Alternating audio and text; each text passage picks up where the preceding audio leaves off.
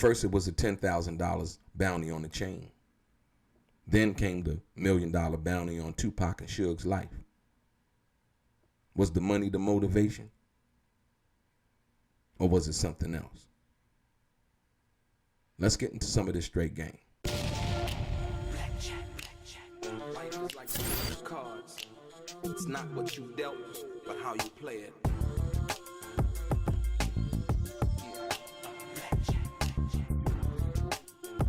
Play each situation correctly. I remember they used to laugh at a brother. Welcome back, guys. Welcome back. It's your boy DELRAY, Richardson, platinum artist, platinum songwriter, Straight Game TV. I thank you for tuning in. I appreciate your time. Do me a favor, hit the thumbs up button notification. Also subscribe to the channel if you have not already. And like I always say, if you want to be one of the first people notified when I drop some of the straight game, please do me a favor and click on what appears to be that little bell notification right below this video. I'm going to get right into it.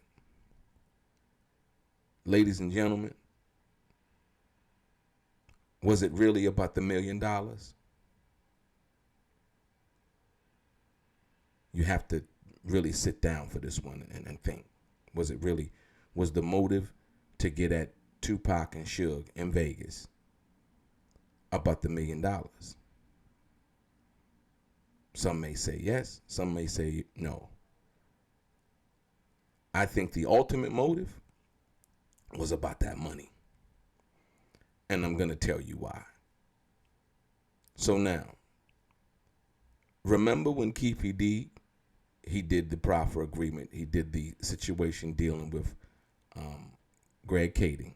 And he told them actually about everything that happened at the restaurant called Greenblatt's, correct? And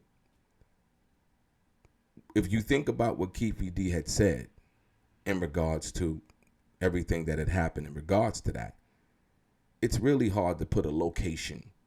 You know, this restaurant, you know, Greenblatt's was a very popular place and so on and so forth. Not only did Keefe D put a location, but he put other people there. He put other people there that were there, you know, that we wouldn't be asking for, if you will. You know, when you somebody tell a story and they, you know, they give you other names and faces and people that were actually there, right? Right. And so that's one part of it that makes it plausible. But if you look at what he said, right? And he's saying that Puffy said, you know, hey, you know, I want, you know, these guys, you know, something, Suge and Tupac, namely Suge first, but then Tupac came into the picture when Tupac wrote Hit 'Em Up, right? Right. So now, take that part forward. And so, once that came about, you have to now think of a situation where, you know, you just can't, you know, if the East and West Coast thing was going on and so on and so forth, right? The Lakewood Mall thing had happened, and that came from what all people were saying, that Puffy had put a bounty on the death row chain, right? Think about it. It's a $10,000 bounty on the death row chain. And the relationship between, from what Keefe D said, the relationship, they had a relationship, right? So that makes that plausible from that perspective, understanding that they really didn't get the chain, but they said that the bounty was on the chain, right? Tried to get the chain, said the chain fell off.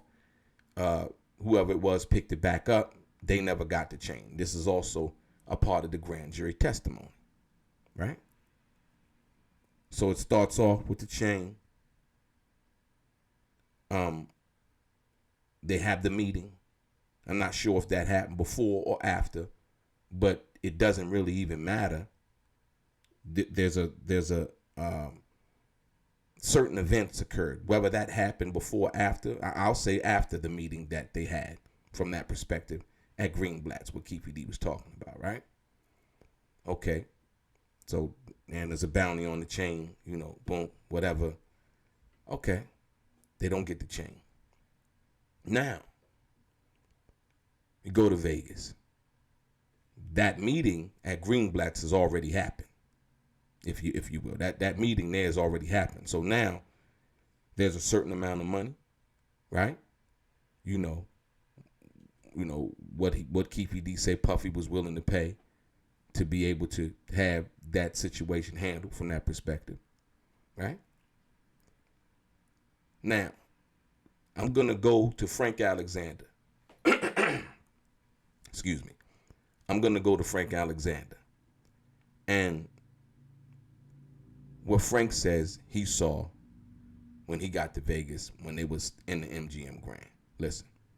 If we back up and go back to April of 1996, there was a fight, an altercation that happened in California at the Lakewood Mall between Orlando Anderson and one of Suge's homeboys.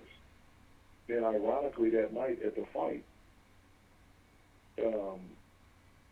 Orlando Anderson was standing where he was standing next to that palm tree, and the same guy he got into the fight with at the Lakewood Mall whispered in 2Pac's ear, and Pac took off running, ran over there, and Orlando Anderson was standing there, and then the fight, they started fighting. I snatched Pac up off of him, put him against the wall. By that time the entourage came. That's where you see all of the footage from the MGM. Everybody's like kicking and stuff. Understand? There's your setup right there. That's your patsy. Orlando Anderson was a patsy. That whole thing was staged. It was set up. Frank Alexander explained Orlando as being a patsy. I see it as something else. You could call it a patsy if you will. You can call it whatever you want. But you got to think about this for a minute. Orlando wasn't scared. He wasn't trying to hide. Actually, he was trying to be seen. And Orlando Anderson would be standing there waiting on 2Pac. He whispered in his ear and ran over there to him. Why?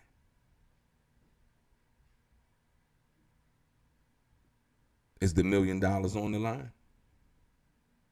Right? In Keefe D's book, Keefe D explains that after the fight, he allegedly got a gun from Zip. Right? You can take that for what you want to take that for, no matter who he got the gun from, right? He's saying Zip basically told him, it's time to get this money. Right? I don't know what relationship Zip and Puffy had. According to Gene Deal, they did have some kind of relationship. I don't want to speculate. This is what people are saying who were closer to the situation, that they had some kind of relationship. Puffy and Zip knew each other and so on and so forth, right? Zip would be the liaison, if you will, in communication, okay? So now, Zip is in Vegas, coming to the fight. I would have it, coming to the fight. But the Orlando situation, when you think about it, him standing there by the palm tree, as Frank Alexander said, he wasn't trying to hide. Think about this. If you're standing in Vegas at a hotel or whatever, right? If you wanted somebody to be an antagonist, you ain't scared, you ain't gonna do nothing, let them roll up, let them do what they're gonna do, because you intend on doing what you're gonna do if they do anything, right? Think about the mindset. And so Orlando he ain't scared. I'm like, yo, I'm out here, I'm in Vegas, you know what I mean? Me and my folks out here, boom. Frank Alexander says that somebody whispered in 2Pac's ear, right? They got the person right there that snatched the chain. We go back to the Lakewood Mall, the bounty on the chain, right? 2Pac run over there. The part that when people say, yo, it was a setup, and this is the part where you can't predict what's going to happen, because you can't predict the reaction that 2Pac is going to have in order to run over there and, attack Orlando Anderson, right? You can't say that he was going to be the first one from that perspective, right? But then we see on the videotape, it's more than just Tupac and so on and so forth. So now, Frank Alexander then says he pulls Tupac off of Orlando Anderson. And, that happens from that perspective. And now, everything can be set into motion. Because they plan on, don't know when it's going to happen, right? But now, the revenge, the retaliation is now, or what Keefe D called it, now it's a green light to do what they had to do from that perspective. But think about it. They couldn't really maim or do anything really drastic to Orlando,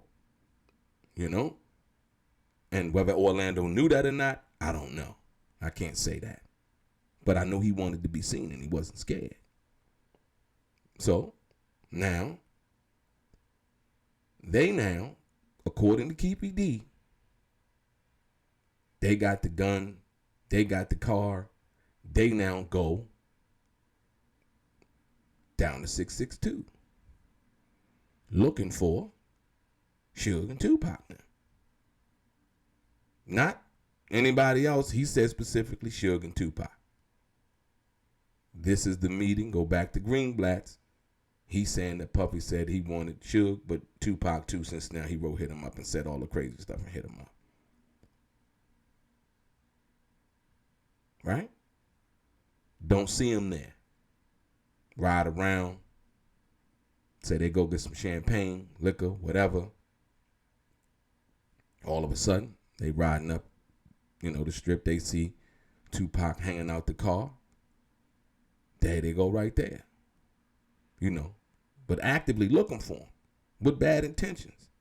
Not the intention on, Keefe D had said that he was looking for Suge because he was going to ask Suge, can Tupac and Orlando fight one-on-one?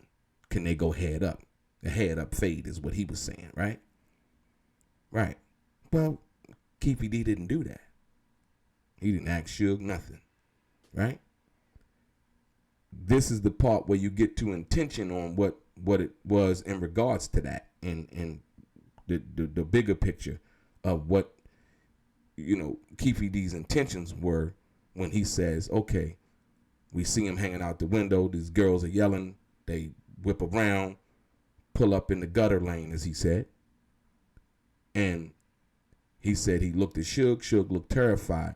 And then he says that Tupac then tried to start reaching for something. And then he said that's when we started busting back. That part right there is trying to create, like I said again, that's trying to create a self-defense motive. And if you really read between the lines on that, when he said busting back, Tupac and them never fired shots at the white Cadillac. They never got a chance to.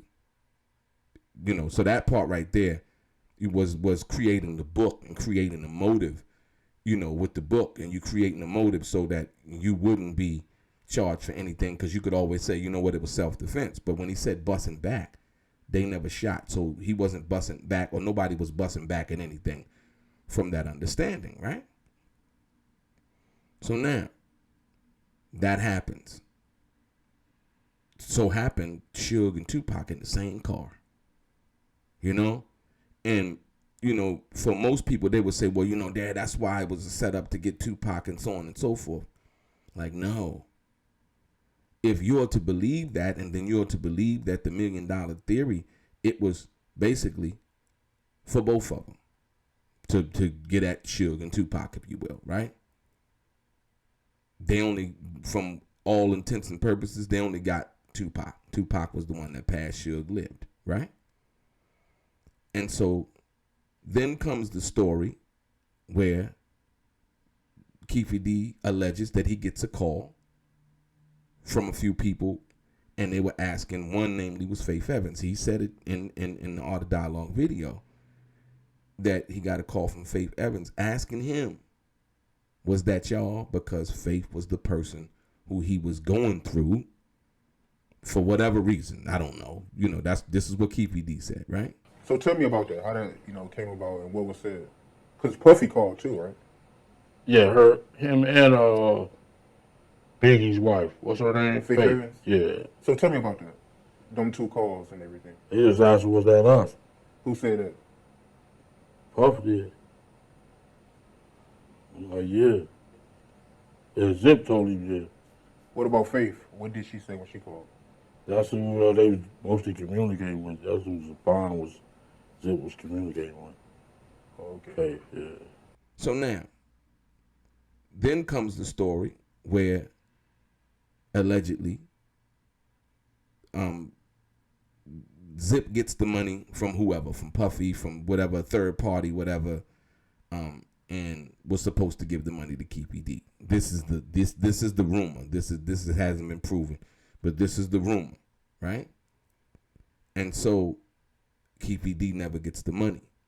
Now Keefy D has been talking about this on All the Dialogue, on Vlad, on all these other different YouTube channels, if you will, that he never got the money. Okay. And also stating, he would like Puffy to help him out, because for all of the stuff that he had did for him, protecting him and, all of these things, as well as, he never really said it outright from the 2Pac situation, but like I said, he did say it when they were at Greenblatt's that's what happened. And so when you think about the big picture of what all of that was, I think that everybody knew what was up, but they needed the right situation to occur so that it would look, it wouldn't look like, it was an assassination outright, but you needed, like you got a gun on you and somebody don't like you, but you go to the same place that they are, right? And you waiting for them. You just waiting for them to come and try to make a move, thinking you on some sucker shit or on some slow shit that night. You know what I mean? And they give you what you want. So then you can go handle your business in a self-defense manner, right? Not in you being the provocateur, you know what I mean?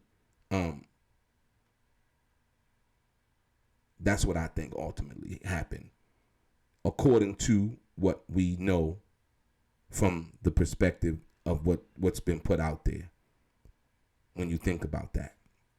So much so that when Keefy D gets with Greg Kading and they start to do this proffer agreement so Keefy can duck the charges that he already facing, they put the wire on Keefy D and then send him to New York to try to go at Zip to see if he can get Zip to talk, and then they record the conversation. And so much so that it didn't happen. So now what they were left with was Keefy D's word alone from that perspective. And yeah. So think about it, the motive and motivation behind all of what that was. And like I said, I just go back to what Frank Alexander was saying at the MGM when he said that when Orlando was standing by the palm tree, like he wanted to be seen. He wasn't running, wasn't hiding, And so what happened, and then there you have it, like, okay, I'm going to stand right here. You know what I mean? Can't do too much, we on camera. You know what I mean? And so, boom, once that happened, it allowed the ball to roll. Knowing that, okay, cool. And then Keefy D saying, well, the Zip said, now it's time to get this money. What money? The $1 million. Here's the opportunity. It presents itself right here. A lot of people, so on and so forth. And like I said, when you deal with the bigger picture, you go back and read this right here. What Keefy D had said in regards to how he felt about the situation. Keefy D basically said, at this point in my life, I can say that I have deeper sense of remorse for what happened to 2Pac. He was a talented artist with tons of potential to impact the world. I hate that 2Pac's family, friends, and fans, especially his mother, Afeni Shakur, had to go through the pain of losing her son. It's terrible losing people like that. I know that pain too well. Then he says, however, I stand firm on the point that Tupac, Suge Knight, and the rest of those niggas didn't have any business putting their hands on my beloved nephew, Baby Lane. Period. Them jumping on my nephew gave us the ultimate green light to do something to their ass. Tupac chose the wrong game to play and the wrong niggas to play with. Suge and them should have done a better job of protecting that dude because they knew who the fuck we were and what kind of shit we were capable of. Tupac may not have known, but Suge and his peeps definitely knew.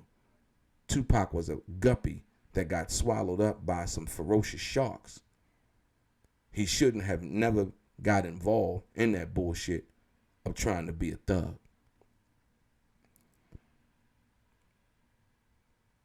I would have to say that the part where Keefe D says they should have done a better job of protecting that dude because they knew who the fuck we were and what kind of shit we were capable of. That part right there is so true.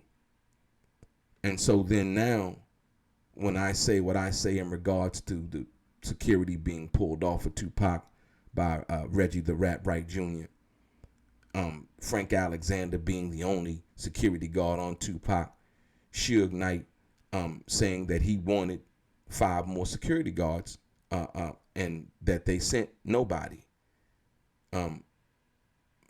to reinforce the protection around Tupac. Think about it. Frank Alexander said that he pulled Tupac off of Orlando at the MGM. Do you think that Tupac would have been even allowed to run up on Orlando Anderson if there were 5 security guards around him? No. It wouldn't have happened that way. Like I said once again, especially Michael Moore, from all intents and purposes on who he was as an individual, like I said, it just wouldn't have happened that way. Tupac wouldn't even have been privy to anything like that. But because of the negligence of Reggie the Rat Wright Jr. and the jealousy, being mad that he was fired on August 27th, 1996, he chose to disobey a direct order from Suge Knight in regards to sending more security for Tupac because he was mad that Tupac didn't want his company as his personal security, even though Reggie the Rat Wright Jr. and his Right Way Security company were still employed by Suge Knight and Death Row and should have obeyed what Suge Knight had asked him to do in sending 5 more security officers because he was still employed with Death Row, even though Tupac did not want him or did not want Reggie the Rat Wright Jr.'s protection for his personal security. That night, Reggie the Rat Wright Jr. was supposed to send 5 more security guards, and he didn't. So as you can see how everything is connected, if you will, not willingly connected, but circumstantial, if you will, circumstantial, unless anybody can prove otherwise. I don't think that it was from that perspective. And like I said, I don't know, until, that comes out, that information comes out that, somebody talked to somebody, yeah, I'm going to take the security off of them, so X, Y, and Z. And the reason why I say that is because you can't predict what Tupac was going to do. That's the reason why I say that. That's the part where you say, well, if it was for Tupac or whatever, you can't predict that he was going to go over there and, start swinging on Orlando Anderson first. You can't predict that part. But everything else after that happens, the meeting and all of that, what Keefe D said, he copped to all of that. So, but yeah, like I said, the protecting Tupac and and knowing the situation better than Tupac did, and knowing Tupac was the cash cow, and he was the top earning, artist on that label, as well as damn near in the music industry at that particular time, he was supposed to be protected way more than that. And so, yeah. What do you think? Was it the $1 million?